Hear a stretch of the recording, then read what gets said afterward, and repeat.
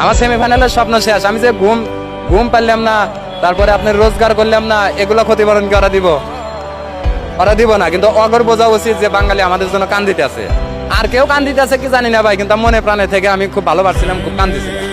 বাংলাদেশের খেলা আমার কি কমো ভাই, আমার কান্না আসতেছে। ইন্ডিয়া যেমন আনলে পারে বাড়িতে আগুন ধরে দেয়, মার দেয়, বাঙালি করে তো এরকম কিছু করে না, যার কারণে ওরা যেমনি মন চায় এমনি চলতে আছে।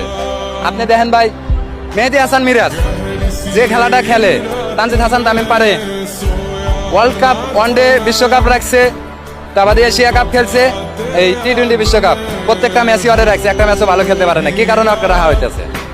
সৌম্য সরকারে এক ম্যাচ খারাপ খেলছে, ওরে বাদ দিছে, মেনে নিলাম ওই এক ম্যাচ খারাপ খেলছে, বাদ দিছে, কিন্তু তানজিদ হাসান তামিমকে কেন বাদ দিল না? নাজমুল হাসান শান্ত অধিনায়কের দায়িত্ব পালন করার কোনো অধিকারই নাই, কোনো যোগ্যতাই নাই, ওর কি কারণে নিল?